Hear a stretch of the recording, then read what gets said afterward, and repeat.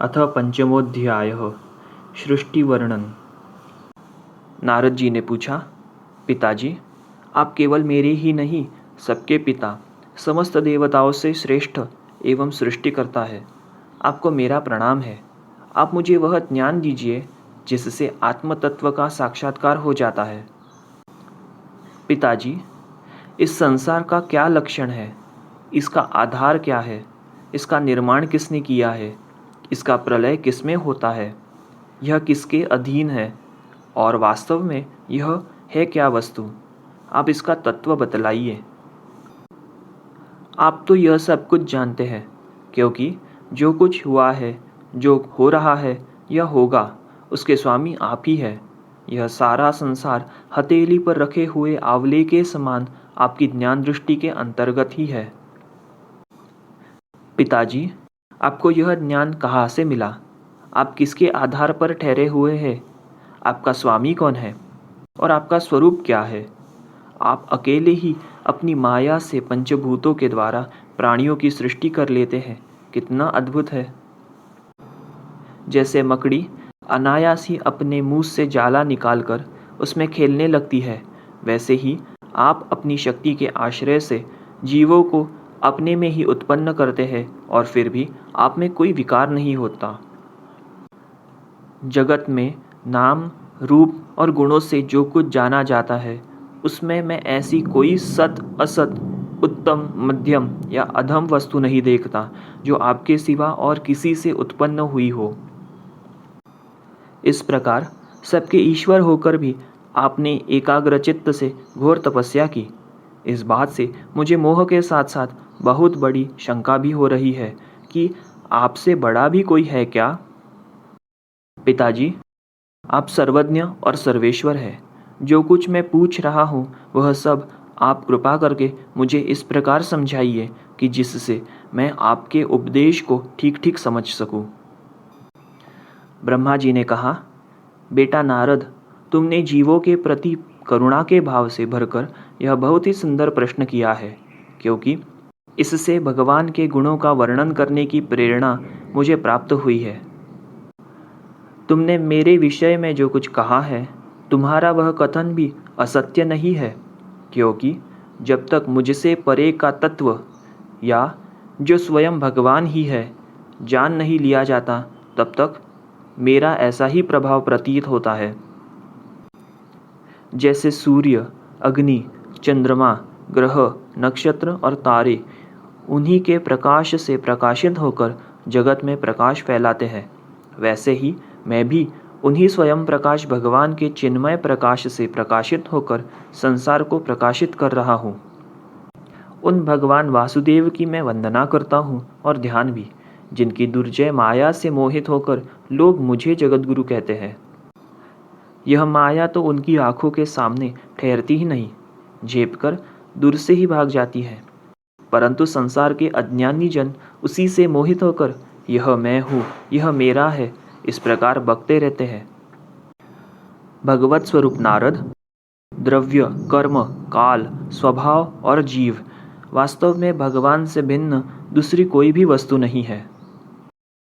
वेद नारायण के परायण है, देवता भी नारायण के ही अंगों में कल्पित हुए हैं और समस्त यज्ञ भी नारायण की प्रसन्नता के लिए ही है, तथा उनसे जिन लोकों की प्राप्ति होती है वे भी नारायण में ही कल्पित है। सब प्रकार के योग भी नारायण की प्राप्ति के ही हेतु है। सारी तपस्याएं नारायण की ओर ही ले जाने वाली है। ज्ञान के द्वारा भी नारायण ही जाने जाते हैं। समस्त साध्य और साधनाओं का पर्यवसान भगवान नारायण में ही है। वे दृष्टा होने पर भी ईश्वर है, स्वामी है। निर्विकार होने पर भी सर्वस्वरूप है। उन्होंने ही मुझे बनाया है और उनकी दृष्टि से ही प्रेरित होकर मैं उनकी इच्छानुसार सृष्टि रचना करता हूँ। भगवान माया के गुणों से रहित एवं अनंत है। सृष्टि, स्थिति और प्रलय के लिए रजोगुण, सत्वगुण और तमोगुण, ये तीन गुण माया के द्वारा उनमें स्वीकार किए गए हैं। ये ही तीनों गुण द्रव्य, ज्ञान और क्रिया का आश्रय लेकर मायातीत नित्य मुक्त पुरुष को ही माया में स्थित होने पर कार्य, कारण और कर्तापन के अभिमान से बांध लेते हैं। नारद इंद्रियातीत भगवान गुणों के इन 3 आवरणों से अपने स्वरूप को भलीभांति ढक लेते हैं, इसलिए लोग उनको नहीं जान पाते। सारे संसार के और मेरे भी एकमात्र स्वामी वे ही है। मायापति भगवान ने एक से बहुत होने की इच्छा होने पर अपनी माया से अपने स्वरूप में स्वयं प्राप्त काल, कर्म और स्वभाव को स्वीकार कर लिया। भगवान की शक्ति से ही काल ने तीनों गुणों में क्षोभ उत्पन्न कर दिया, स्वभाव ने उन्हें रूपांतरित कर दिया और कर्म ने वह तत्व को जन्म दिया। रजोगुण और सत्वगुण की वृद्धि होने पर वह तत्व का जो विकार हुआ, उससे ज्ञान, क्रिया और द्रव्य रूप तमः प्रधान विकार हुआ। वह अहंकार कहलाया और विकारों को प्राप्त होकर 3 प्रकार का हो गया। उसके भेद है वैकारिक, तेजस और तामस। नारद जी, वे क्रमशः ज्ञान शक्ति, क्रिया शक्ति और द्रव्य शक्ति प्रधान है। जब पंचमहाभूतों के कारण रूप तामस अहंकार में विकार हुआ, तब उससे आकाश की उत्पत्ति हुई। आकाश की तन्मात्रा और गुण शब्द है। इस शब्द के द्वारा ही दृष्टा और दृश्य का बोध होता है।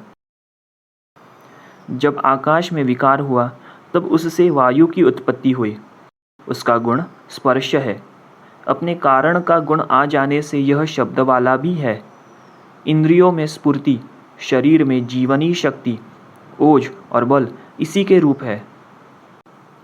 काल, कर्म और स्वभाव से वायु में भी विकार हुआ। उससे तेज की उत्पत्ति हुई। इसका प्रधान गुण रूप है।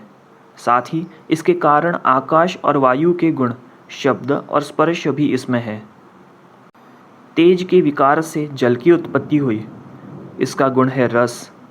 कारण तत्वों के गुण शब्द, स्पर्श और रूप भी इसमें है।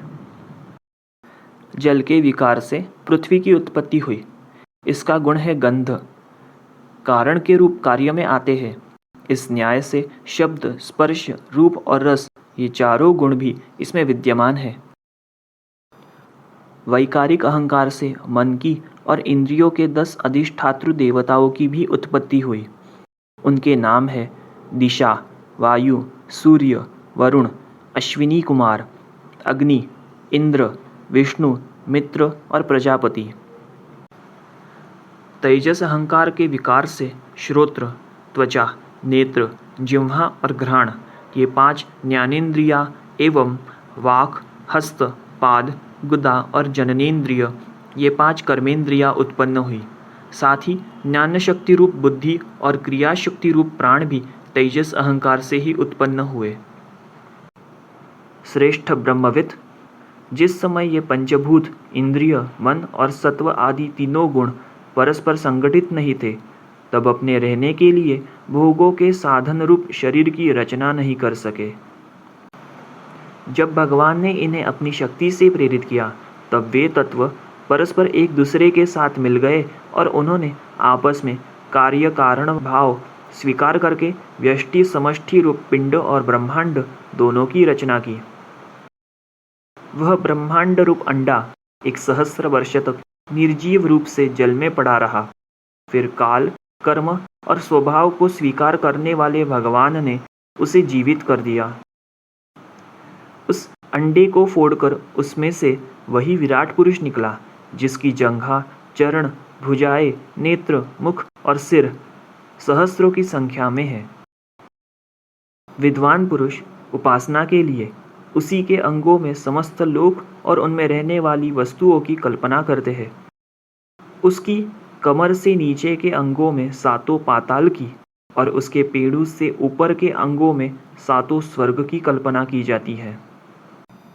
ब्राह्मण इस विराट पुरुष का मुख है, भुजाएं क्षत्रिय है, जांघों से वैश्य और पैरों से शूद्र उत्पन्न हुए हैं। पैरों से लेकर कटी पर्यंत 7 पाताल तथा भूलोक की कल्पना की गई है। नाभि में भुवरलोक की, हृदय में स्वरलोक की और परमात्मा के वक्षस्थल में महरलोक की कल्पना की गई है। उसके गले में जनलोक, दोनों स्तनों में तपोलोक, और मस्तक में ब्रह्मा का नित्य निवास स्थान सत्यलोक है। उस विराट पुरुष की कमर में अतल, जांघों में वितल, घुटनों में पवित्र सुतल लोक और जंघाओं में तलातल की कल्पना की गई है। एड़ी के ऊपर की गांठों में महातल, पंजे और एड़ियों में रसातल और तालुओं में पाताल समझना चाहिए। इस प्रकार विराट पुरुष सर्वलोकमय है। विराट भगवान के अंगों में इस प्रकार भी लोकों की कल्पना की जाती है कि उनके चरणों में पृथ्वी है, नाभि में भुवरलोक है और सिर में स्वरलोक है। इति श्रीमद्भागवते महापुराणे पारमहंस्यां संहितायां द्वितीयस्कन्धे पंचमोऽध्यायः।